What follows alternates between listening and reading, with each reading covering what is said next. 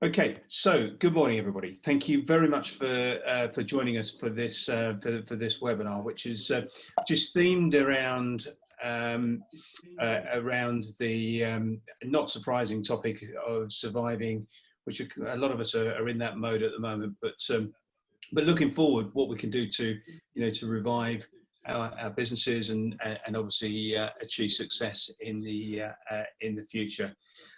Very appreciative of you investing time this morning. We've got an hour or so together, and my aim is to to make sure you get some value, but also very keen to hear your views on different topics as well. By way of very brief introduction, my name is Mark Modena. I am a director at Winning Moves, and we are running the Digital Tech Cumbria program, which we're delighted and proud to be doing.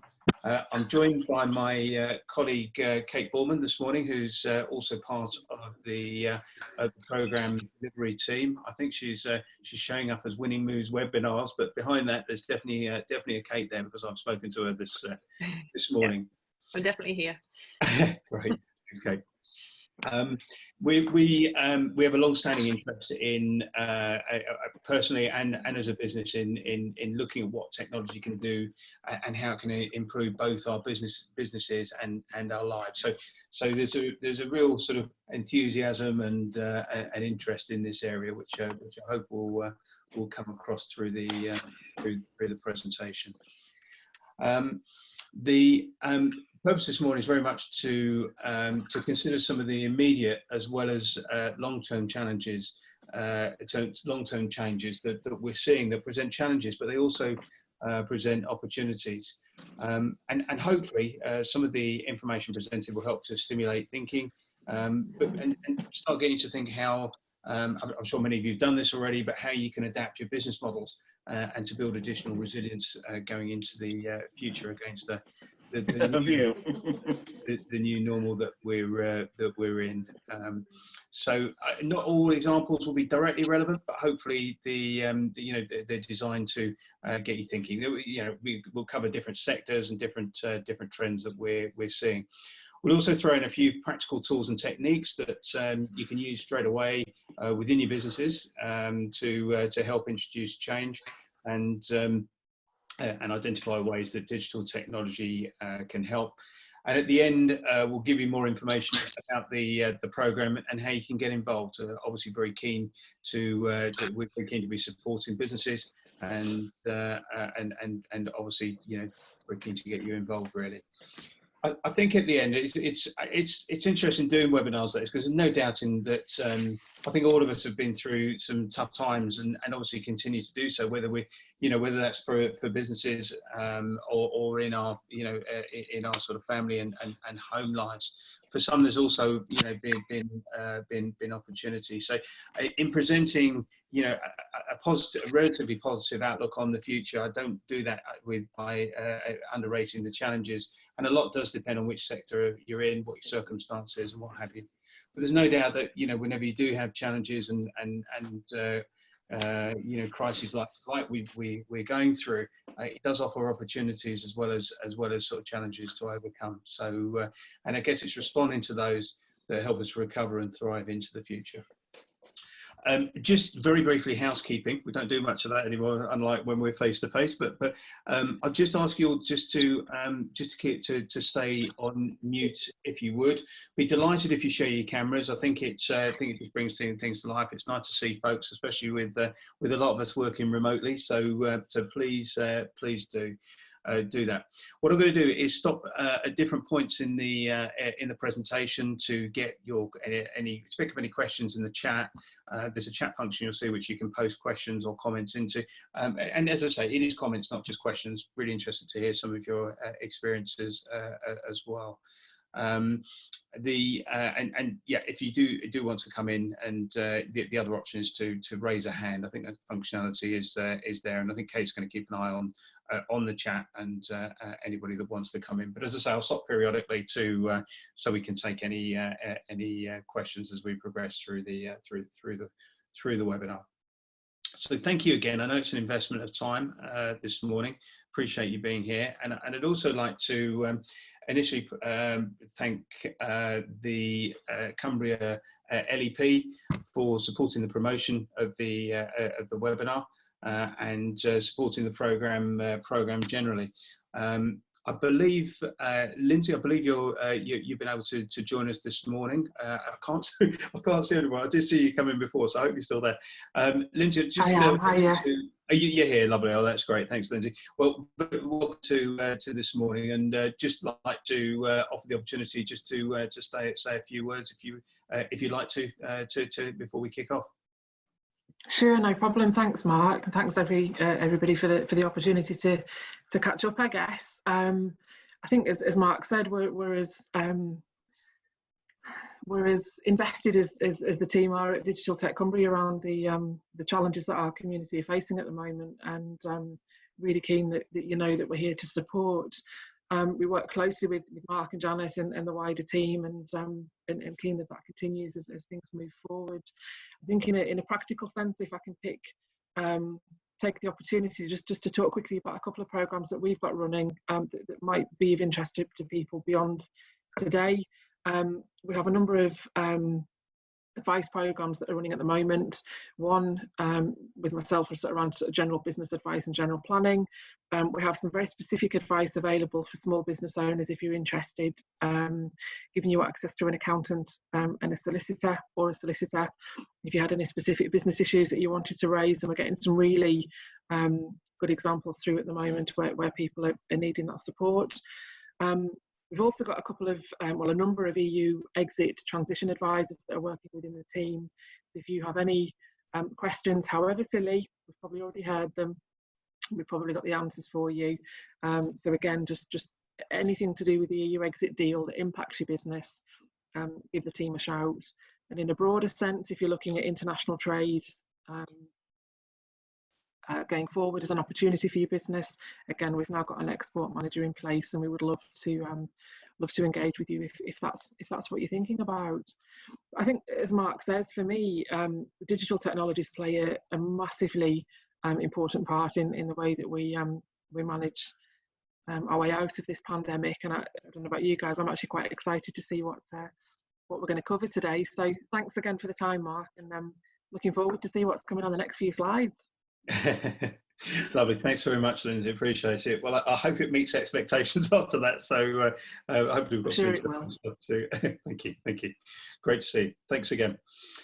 Okay, so let's get into it then. So I guess we've all seen quite a bit of change in the last 9-10 months or so, and some big trends really that have emerged with the pandemic. Some things that are perhaps new, but other cases where direction of travel has been accelerated and trends have been accelerated by what's happened. There's really, I guess, a lot has happened in a short space of time.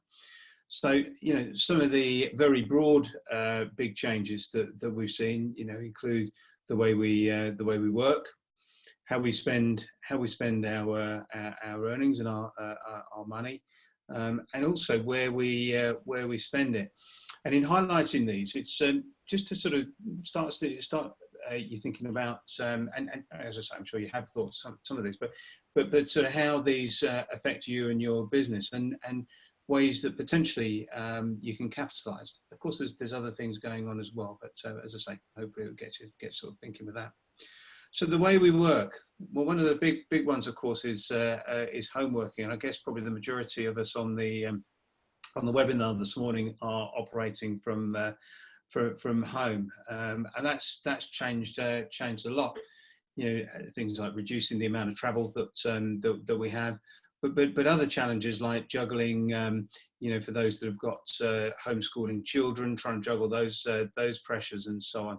Having the right level of connectivity and so on. So big changes there, and sort of it's caused really a sort of fundamental shift in how we spend our time, also how we value things, and I think it has led to a lot of changed behaviours that we've seen. Another trend that that we've seen is a time where you would least expect it. House prices started to rise, particularly away from urban areas, or sort of more densely populated urban areas, cities and so on, to areas to sort of more rural or smaller towns and so on. And certainly a lot of areas have seen a spark in house prices, as people have realised they don't need to be doing the commute. They don't actually all need to come together in the same place. They can either work completely remotely, or just need to be in the office periodically to meet up with people for planning and bonding and so on. So that's been perhaps unexpected and interesting, and certainly where I'm located, a lot of the sort of demand has come from places like Manchester, London, Birmingham, and so on, as people look to move to sort of more rural locations, perceived as safer, better quality of life, and so on. With the again the sort of move to more remote working, it's certainly opened up the pool of talent that businesses can look to attract new people. Clearly, there's some additional challenges around management and so on, but it does mean that that potential employees don't need to be in the immediate commuter belt to work for you. Which has been very much the case with many roles in the past. Clearly, with some industries that will still be the case. But with the move to sort of technology roles and a lot of the knowledge-based businesses, there's an opportunity to recruit from much further afield. Then we've seen things like investing in home offices and home extensions and what have you. And this is one of those cases where, for the sort of disaster and the challenge brings about opportunity for some, and for businesses in these areas, renovations and home offices in the garden, things like that. There's a big opportunity to meet demand that's been developed or has been increased. This is an interesting one, but a bit of debate.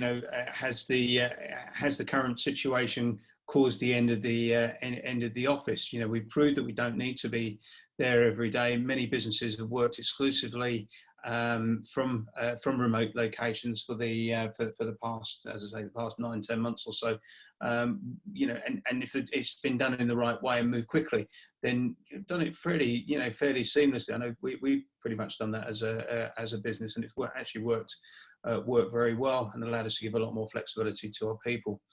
My own view is, I think that that it isn't the end of the office, but perhaps that knowing we need more space and that we don't need to be coming together every day via a sort of long commute and what have you, that space is made available more flexibly, and perhaps we'll meet periodically for things we really need to meet on, things like bonding, planning, and so on. So there's a potential opportunity there for commercial landlords, for property owners that can provide a service effectively to charge to basically offer a premium service and potentially premium rates for providing the right level of service, which will still represent a saving for businesses rather than having to rent office space the whole time. This is quite interesting. I think seeing this data, we used to work at home to get away from the office. Now we work at the office to get away from home, and you can see that sort of happening more as as we the appeal of working at home, of course, is very much there. It gives us flexibility and all the reasons we've sort of highlighted already. But actually, I think as time goes on, more and more we miss the social side, and actually want to what might have seen as a rather sort of drudge of a commute actually is quite appealing to for a change of scenery. So it's just lots of trends, and many of these will continue over after the after the pandemic, and we get back to some form of normality, hopefully. Big knock-on effect in terms of towns and city centres, of course. These are all Cumbrian towns, of course. And what's the impact here? Clearly it's having an adverse effect on high street retailers, a trend we've been seeing for some time. But there's a big visitor economy, so how do town centres and city centres reinvent themselves to become more of an experience? And that is a threat, of course it is, but there's also opportunity comes with that as well. Other things I think we've seen, revival of neighbourhoods as we spend more time in local areas. When they're open or when they reopen, greater use of local pubs, restaurants, cafes, shops. Rather than the sort of groceries all being by the large supermarkets. So there has been we've seen an increase in local demand, and backed up by research. A recent report with the finding that this is from Accenture, that 80% of consumers feel more connected to their communities than they did before the pandemic, which is positive, and how it's likely to continue as we change our behaviours. Another report and interesting facts that 34% of consumers say that they will purchase more locally sourced projects going forward, even if they cost more. That's really interesting. That's Deloitte have identified that through research. And that, I think with the age of the internet and being able to search for similar products online to find the cheapest, we have become even more price conscious, and of course we've got that much more information to be able to shop around and sort of find goods cheaper. And I think it's a bit the same with a lot of our own shopping. We will look for the best deal. I'm sure that will still remain, but it does. There is a trend there that actually people are happy to pay a premium, or a third of consumers are happy to pay a premium for a locally sourced product and local services. So, how can local businesses capitalise on that? Then we've seen changes to social and environmental attitudes as well. Again, just picking up a few bits and pieces from research. Again, Accenture, 55% of consumers will prioritise more time with family after the virus has been contained. So a lot more opportunity to spend time with our families, and reusing some of the time we would spend on other things. We've been able to sort of improve the quality of our lives by engaging more closely with family, having more time with them, doing leisure activities, helping them with homework, whatever it happens to be.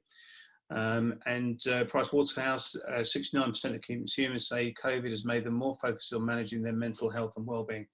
Well, certainly, I don't think I've ever heard sort of this topic being covered so much, ranging from the the sort of the online and TV trainers that have helped us to try and improve, not just maintain, but hopefully improve our fitness during lockdown periods, but also more awareness of what we need ourselves to keep ourselves mentally keep our mental health high, and to stay stimulated. From the environmental side of things, again, research suggesting that survey participants. So my internet connection is just shown as being slightly unstable, so I hope I'll just say that again. 70% of survey participants more aware now than before COVID-19 that human activity threatens the climate. So I think we've all been aware of this, not a new trend, but the reality is that some of the things we're seeing every day in everyday life is what we used to see on film, some of the natural disasters and changes with climate. And you look at, we did quite a lot of work in Australia, and last year they faced initially the sort of almost unprecedented level of forest fires, then followed by floods, and then followed by COVID. So clearly they haven't had COVID quite as seriously as we have over here. But nonetheless, these are sort of almost, we used to see movies on these sort of natural disasters. So more awareness of how human activity, and how we are having an impact on these things. Now, attention may reduce as we return to some form of normality, but it's likely to have accelerated thinking and activity in this area. So another trend that's likely to stay. So just going to take a breath and just to ask if anybody has any comments, or if there actually, Kate, if there is any questions or comments in the chat at all. No questions in the chat as yet, Mark. Okay, fantastic. Anybody want to raise a point at this point, or any questions at all? That's fine. Okay. Well, there'll be more opportunities as we go through. So if there is anything you want to raise or comment, please do add that to the chat, or raise your hand for the next. Technology-wise, given the topic of our program, and a theme that is key to us is around technology. We've seen a lot of changes recently around how we interact with technology. I'd like to share a few examples here. So globally, 49% of consumers shop online more than they did pre-COVID. Well, that's not a surprise, particularly given that in some cases we just haven't had any other opportunity. But you know, again, a trend that we've seen ongoing, and this has only accelerated it. So what does that mean for, you know, our businesses? The speed of change has been, and automation has been significant, and you know, this has been picked up that you know, what happened in a matter of weeks would have taken years to achieve previously, you know, we're now, I guess, a lot of those changes now will stick going forward. It's really interesting. We've talked previously. I spoke earlier about you know, there's more move to support local businesses. Conversely, that would suggest that the personal service and the interaction and so on is really important. But on the other hand, a lot of consumers are saying they will continue to use self-service and self-checkout, or increase the usage after COVID. So it would suggest that there is a balance between some transactions people are happy for them to be almost faceless and automated and efficient, whereas in others that they're keen to have that local service and that experience, if you like, rather than just being very transactional in terms of making purchases and so on. And we see this in other areas as well. You know, self-service check-ins have been with us for a little while at airports and with hotels and so on. So it feels like, so there's share a model that we use as part of the support through the program later. But it seems that aspects of the customer journey, it's that some touch points people really do want that you know, to be handheld. Others they really don't, and you know, there's an opportunity to review that journey and see how you know, what your clients and customers actually want, and change that accordingly to provide a greater experience. You know, which touch points do your customers value. An example of automation, just it's a bit fuzzy, this image here, but just wanted to share with you a short clip about the plans for Amazon Go, which has been launched in the States, and there's plans for these to be introduced into the UK. So let me just play that and just say a few words after. Won't be a moment. Okay, hopefully that will work. 4 years ago, we started to wonder,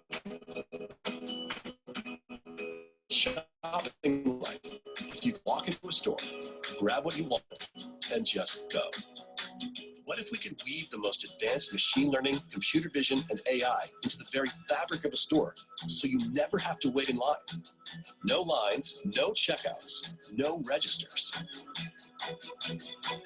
Welcome to Amazon Go. Use the Amazon Go app to enter. Then put away your phone and start shopping. It's really that simple. Take whatever you like. Anything you pick up is automatically added to your virtual cart. If you change your mind about that cupcake, just put it back. Our technology will update your virtual cart automatically. So how does it work? We used computer vision, deep learning algorithms, and sensor fusion, much like you'd find in self-driving cars.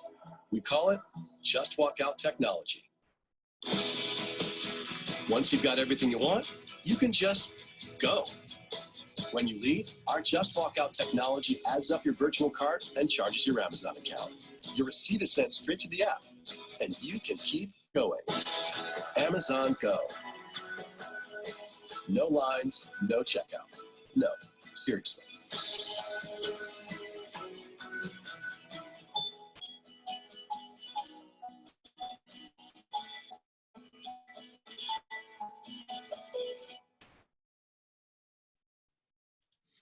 Okay, I hope you found the that example useful. I'm conscious that some might sort of respond to that with horror, but as I say, I think it just emphasises that with some transactions we want convenience, in others we want service, and it is here.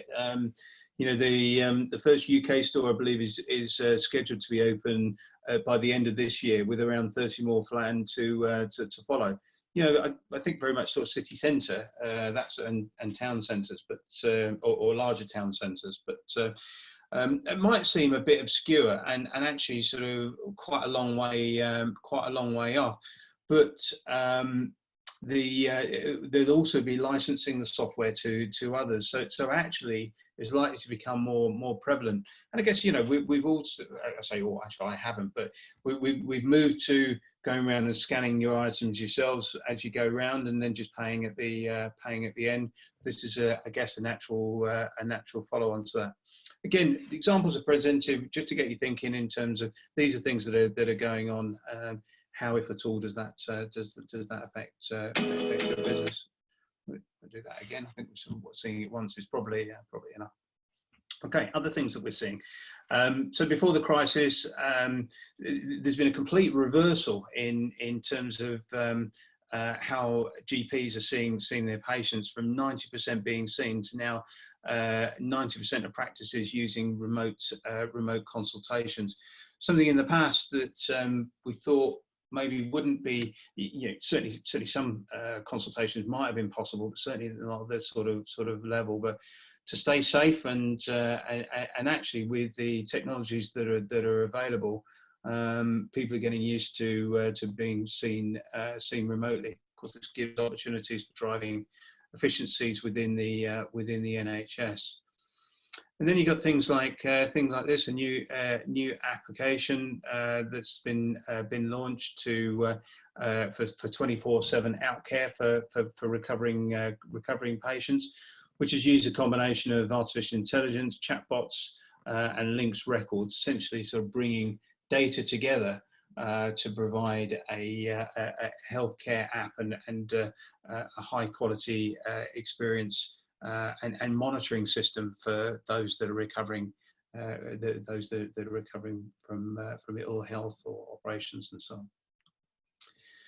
And then we've probably seen this, artificial intelligence-driven personal trainers. So a lot of trainers are moving online, of course, whilst we can't meet in groups, and physios as well. And the software is now developing where you know, body scans can get you to do exercises correctly, but also to help with things like physiotherapy for identified ailments and so on. So again, what does that mean for yourselves? Maybe nothing, but maybe there's something there of interest. Interestingly, it's a slightly busy chart, so forgive me for that. The slides will be available afterwards, after the presentation, so you have a bit more time to look at these. The general message here is that, and this is very up-to-date research, that the jobs that have been identified as being most likely to be automated have actually been more likely to have been supported through the furlough scheme. So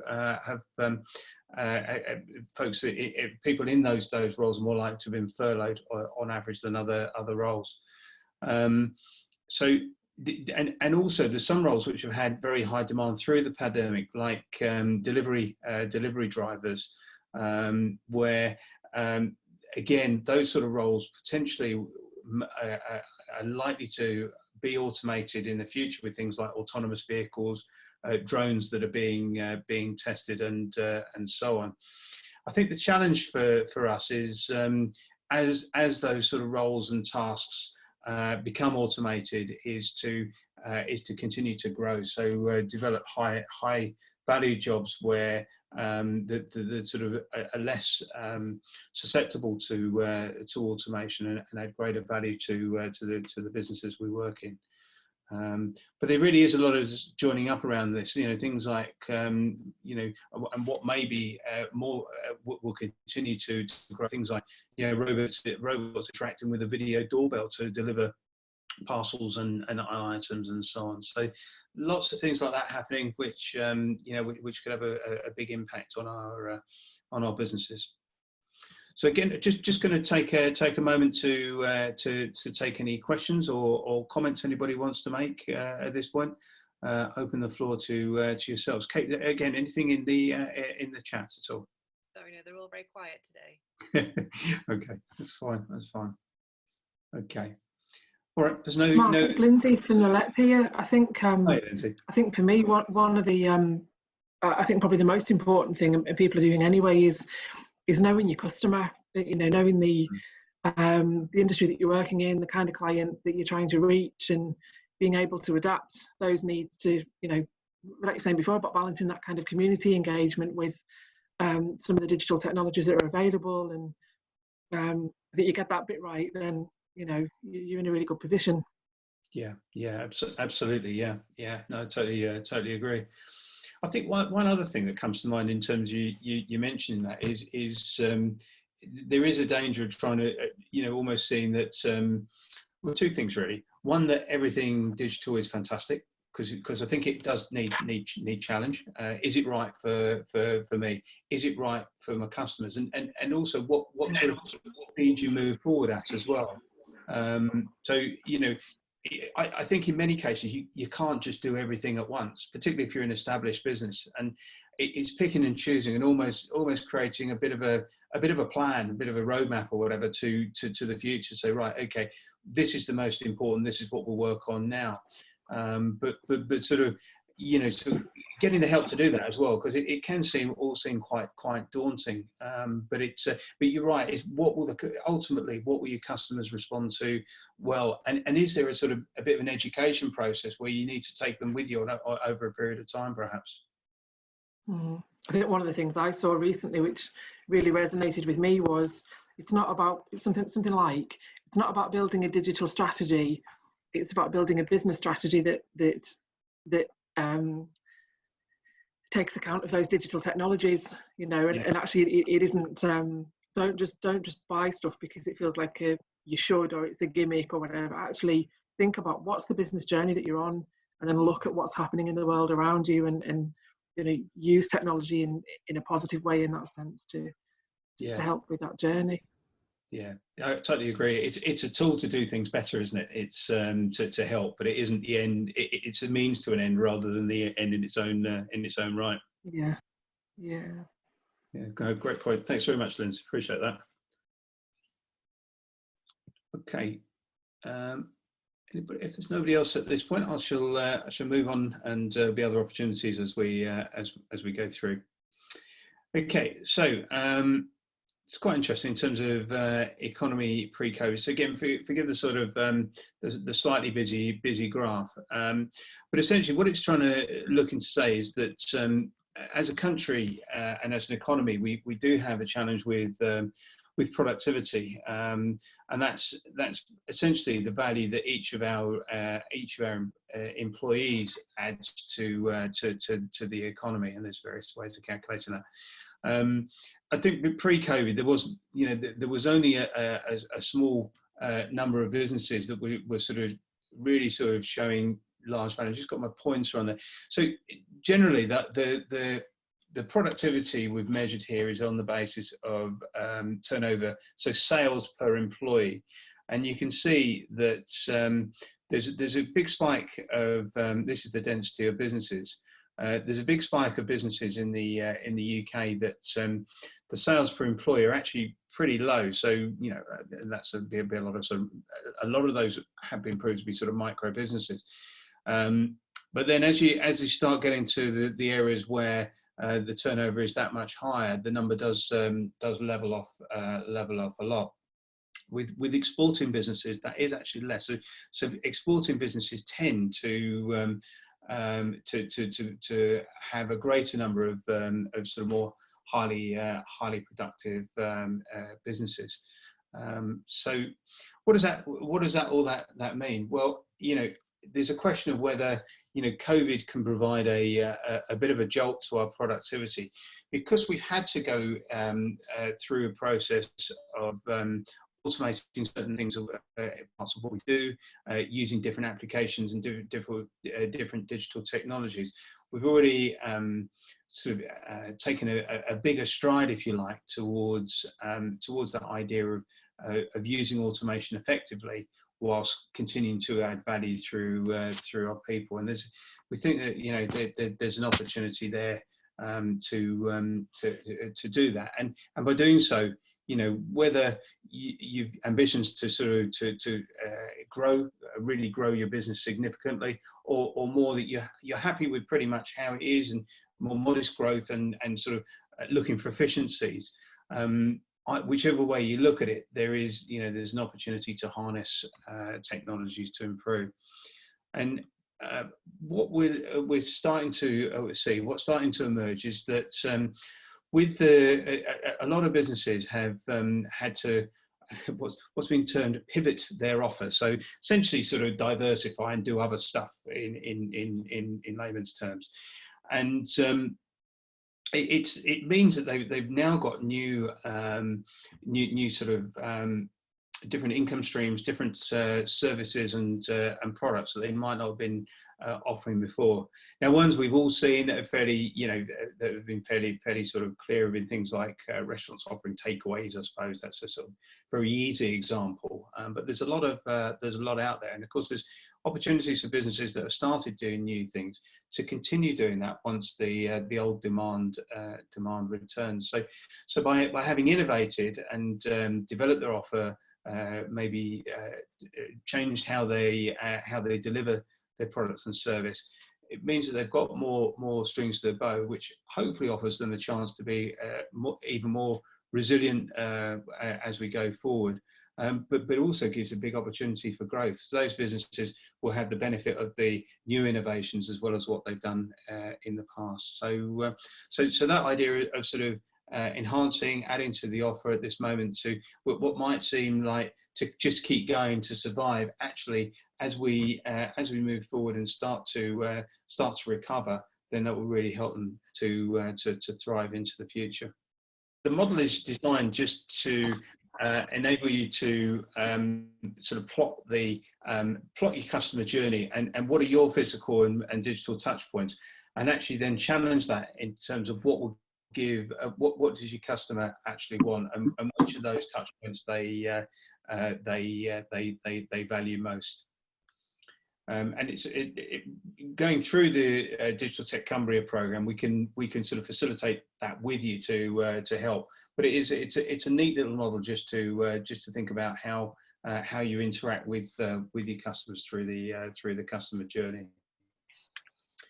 I guess with the pandemic, there's things that we either haven't been able to do or no longer wish to do that. But now you're doing new things and want to keep doing those. But then conversely, there's a lot of things we used to do that we're unlikely to continue doing going forward.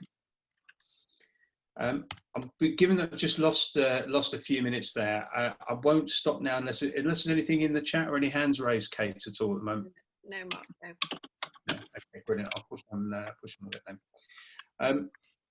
So picking up the theme of the touch point model, you know, there is an opportunity here to reimagine our business models. We just use a very sort of simple example, really, of ideally where we're trying to get to.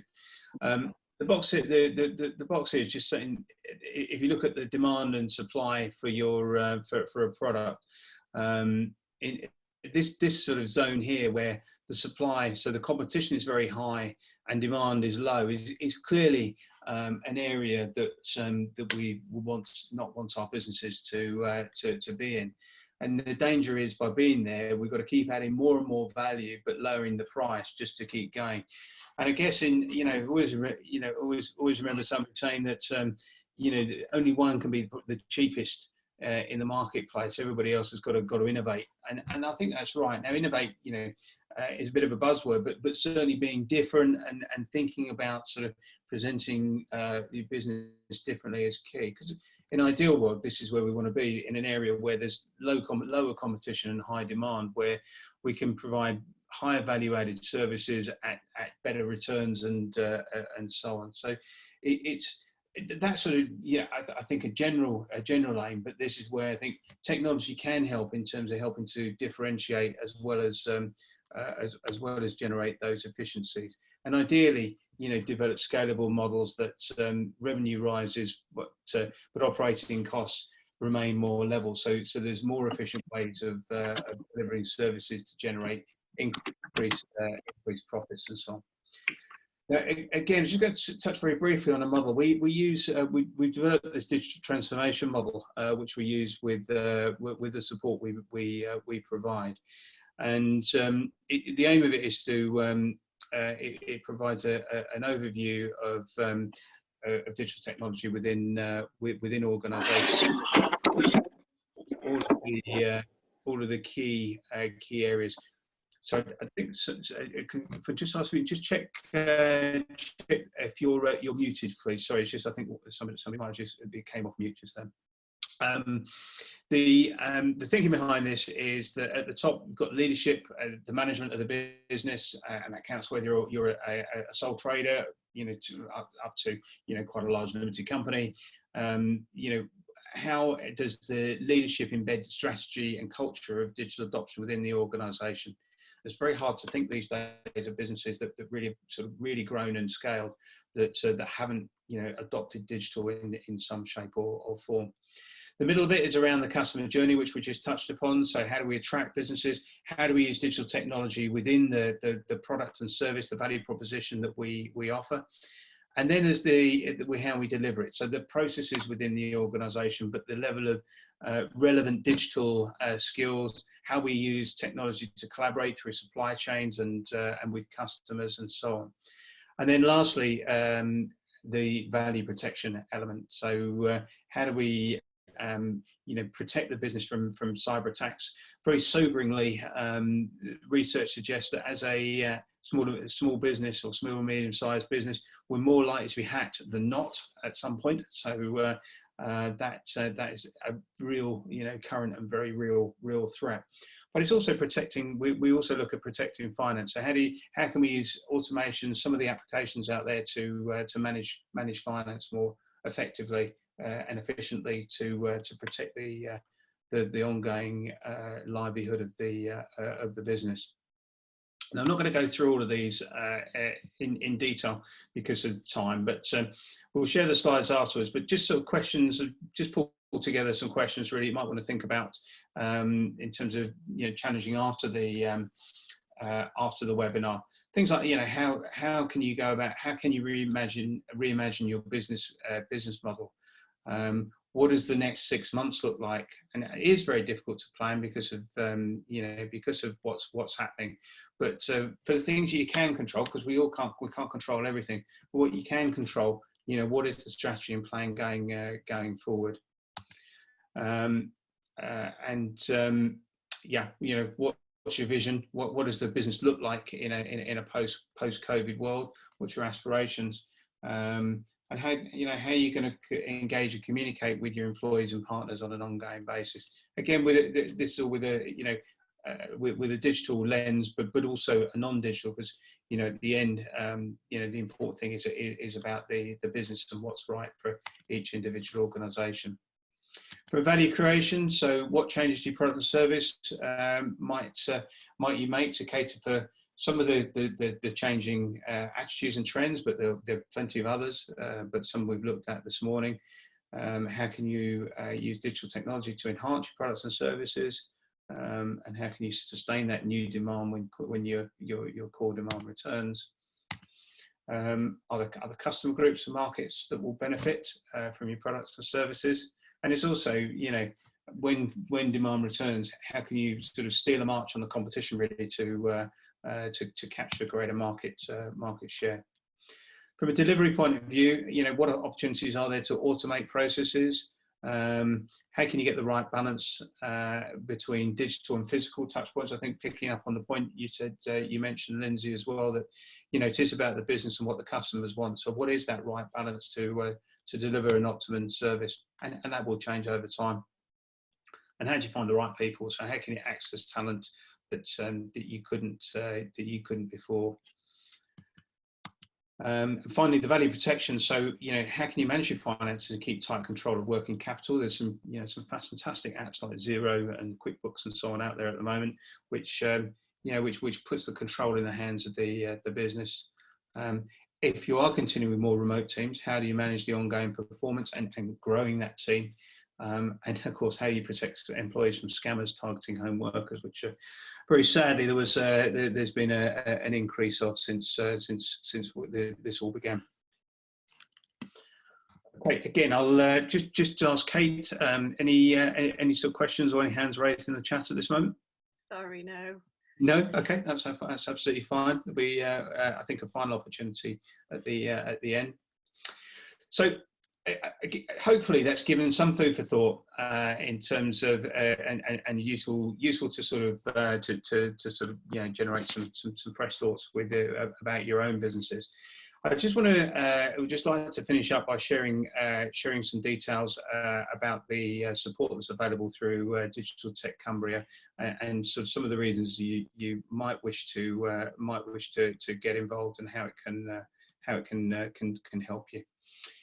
So, okay, going forward. Okay, so first thing I just sort of mentioned often is what do we actually mean by digital technologies? It's one of those terms that sort of has become sort of part of our regular sort of vernacular, but it means that it really does mean different things to different people, and it's pretty wide ranging. So so we split them a bit. So are these better known examples? Well, I guess only it depends what your start point is, but these tend to be more commonly used digital technologies within business. So things like cloud-based computing, customer relationship management systems, CRMs, e-commerce platforms, cloud accounting, CAD design software, enterprise resource tools to get an overall management of product and service development, as well as raw materials and so on.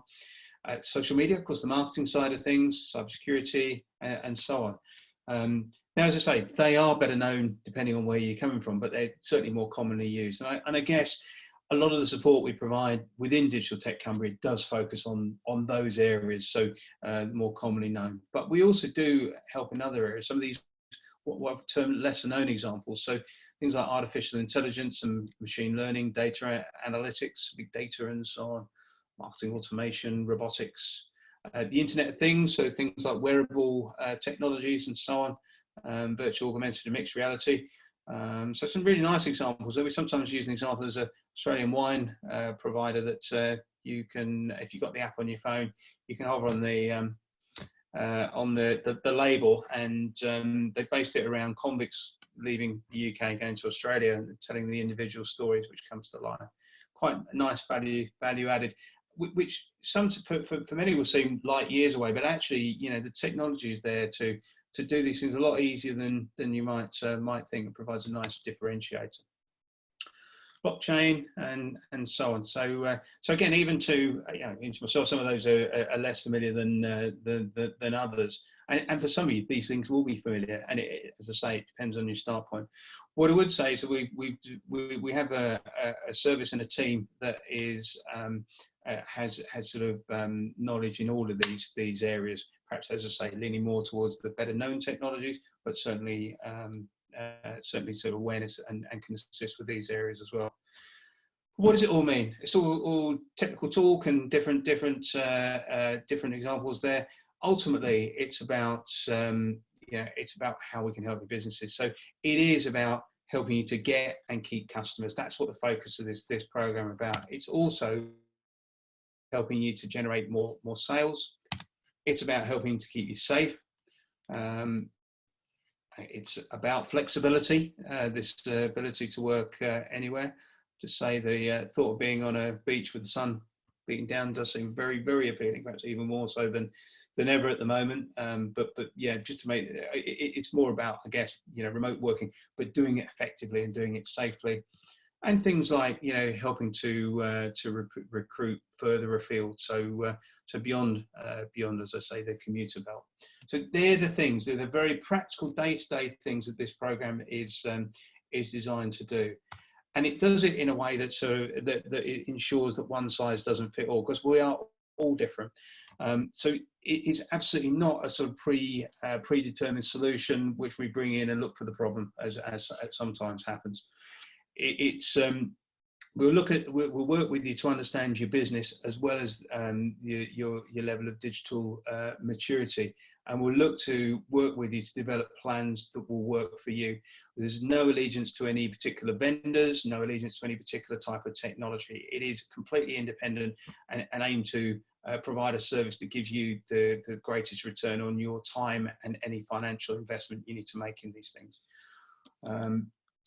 In a nutshell, this is what it offers. So we have a team of technology specialists that can come in and will provide impartial one-to-one support to help you move your business forward digitally. They won't sort of force things on. As I say, there's no particular sort of drive for any. There's no drive for any particular technology. It is all about helping the business to move forward. And I would say the quality of the specialists we have within the team is excellent. So they have a variety of skills that we can dip different specialists in for different requirements and so on, as needed. So I guess what I would say is that they are, you're getting sort of at no cost, because this support is provided at no cost just to participants. You're getting real sort of high quality support. We have got other options available in the pipeline. I'm going to allude to provide a bit more detail about that in a moment. COVID has stopped us providing some of the things we were hoping to do, but fingers crossed we'll be able to roll those out during the course of the year. Very busy bullet, lots of words. What I'm trying to say is quite often with support programs, there's a danger that that it becomes box ticking exercise where the businesses are supporting. It's more about sort of getting the ticks and getting businesses on board. What we're really trying to do is to have impact and to have a positive and long-term impact. And it might mean some or all of these things. So it might be about efficiency. It might be about innovating to develop new products and services by using digital technologies, enhancing the customer offer, getting more sales, keeping it and retaining, keeping your staff and attracting new ones, retaining your staff, and keeping you safe. It is about those things. It's and it's about making a long-term difference that will make you more resilient and more competitive. That is what we're aiming to achieve. We'll be very aware of what else is available in terms of grant funding and other support. We've already said at the start in terms of our liaison with the lab and with Lindsay, working very closely. So we very much sit within that infrastructure. So it isn't just about having this. We'll look to try and find other suitable support and where possible grants and funding to give you the resource to make it happen. I think this is quite more useful than perhaps it might seem at first. And just that hand holding from an expert to get things started is really invaluable. Taking that first step, because they can really help you get a shortcut to the right solutions. It's the trial and error and the sort of the fear of the unknown. I think at times that is a real barrier to making the most of digital technologies. Our experts can fast track that. They can get you straight past that and get you to solutions that will work right for you, and they'll research those as well to make sure they're absolutely right. This might seem a bit funny as well. Become a better ICT customer, but what we'll take you through hopefully will help identify different solutions, but also how to acquire and adopt them as well. So there's there's a long-term sort of sustainable benefit, if you like, there. Would also help you get more out of what you've got as well. That's the other thing, because so many of us have got technologies, we only use a proportion of its power. We can certainly help look to unlock some of what's already there, if it's appropriate to yourselves. And as I say, probably just reiterating the point there, we're looking to develop real and lasting impact, so to help well into the future. In a summary, the value available is up to £5,000, depending on which support is taken. It's been independently valued. Does that matter? Well, I guess it does. Is you're getting that sort of level for free of any cost to yourselves. But at the end, it's more important. Does it help? Does it make a difference? And I think and it really does. It really will make a difference. We're looking to work with 180 businesses between now and the end of March next year. We've already got about 70 signed up, so still availability, but certainly in recent months the take up has accelerated. I guess a lot to do with COVID, but there's been a real drive. So do get involved, and do get involved as quick as you can. I think some folks on the call have actually already signed up, which is great. And it means you're accessing those things. So the expertise, a digital skills academy, which we're about to launch. So to say about that, a bit more about that in a minute. And some of these, the last two, those are activities we're hoping to launch during the year when restrictions are hopefully eased. So technology expo, but a very user friendly, where we can sort of test drive different technologies, and best practice visits. Now it could be that they end up being remote, but we'll keep you posted on that. Very excited about the Digital Skills Academy. We're launching that during February.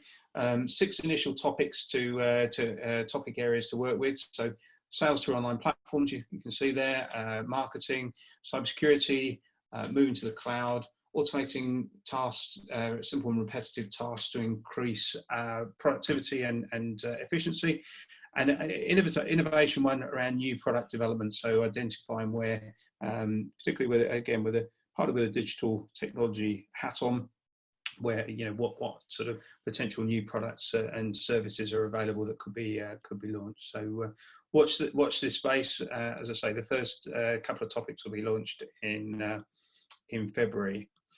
So sport will do those things. I think I'm labouring the point a bit now, so I won't keep going on about it. It is about making a difference.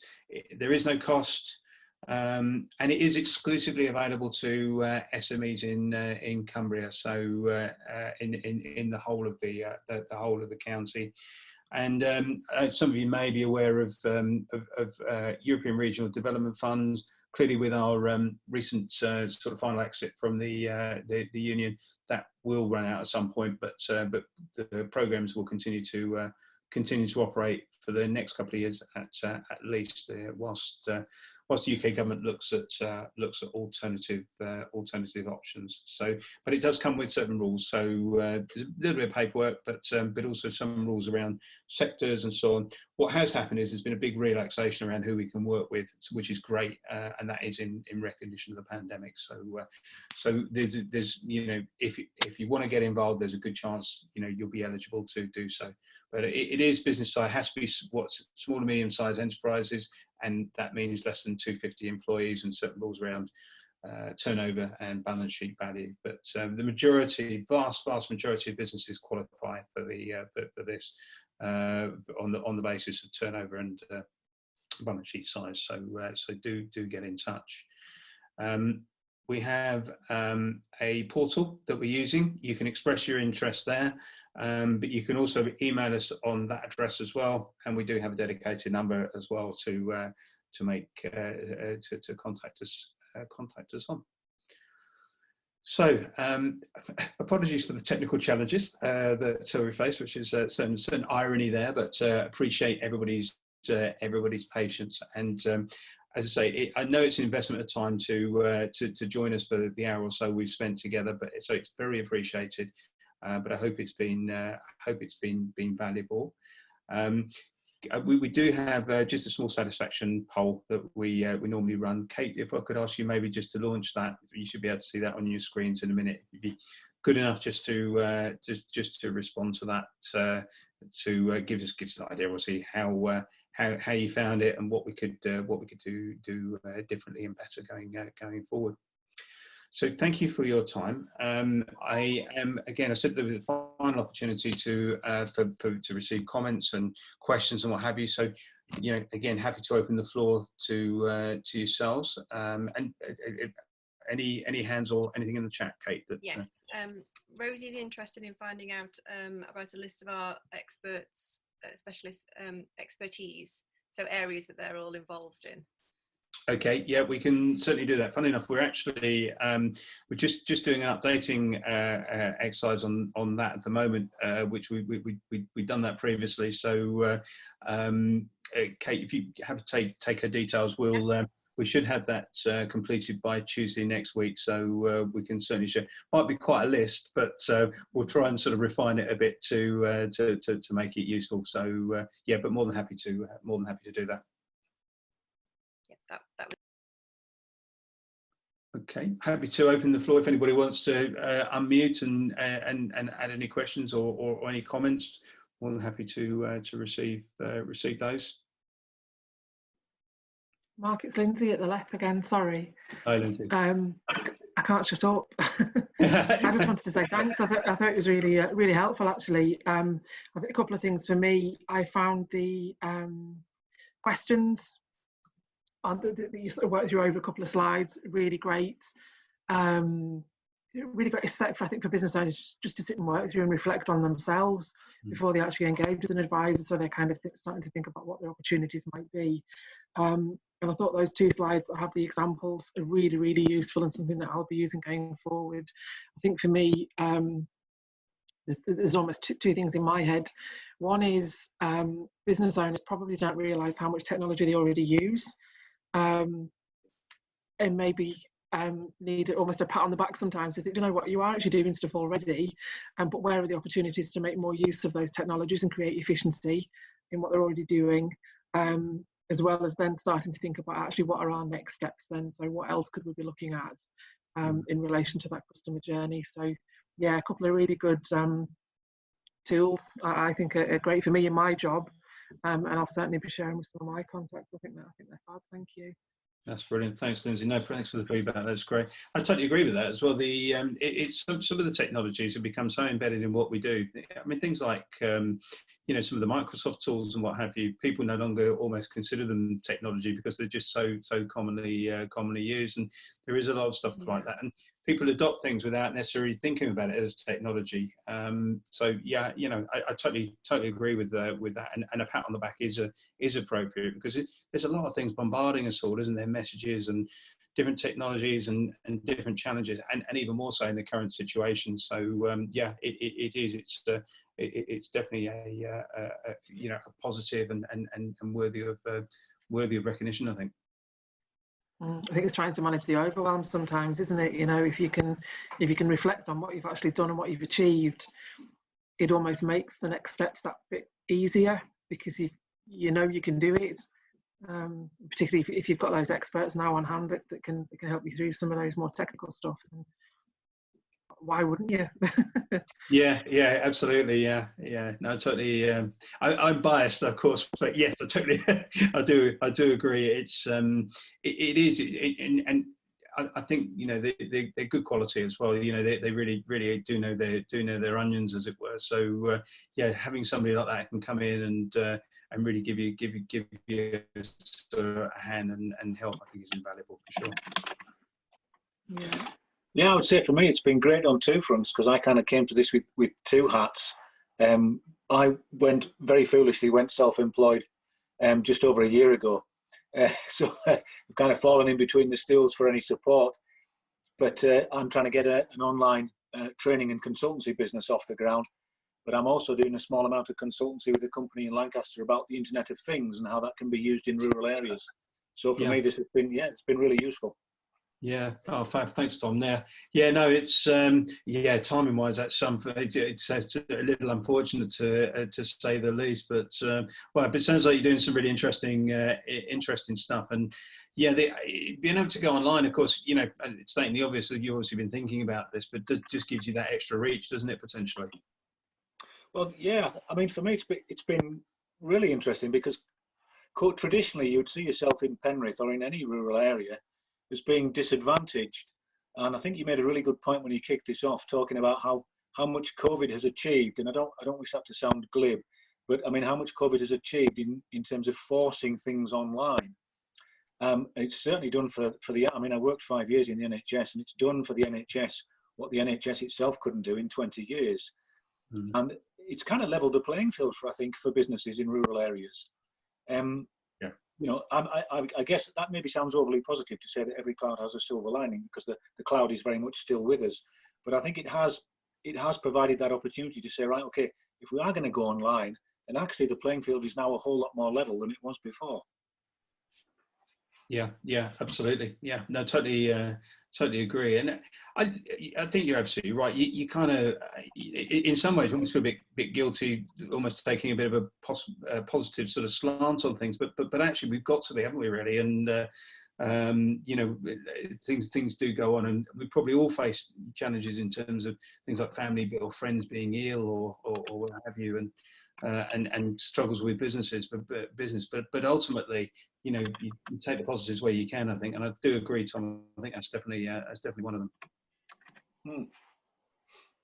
Thanks for that. Great. Well, look, thanks very much for joining, everybody.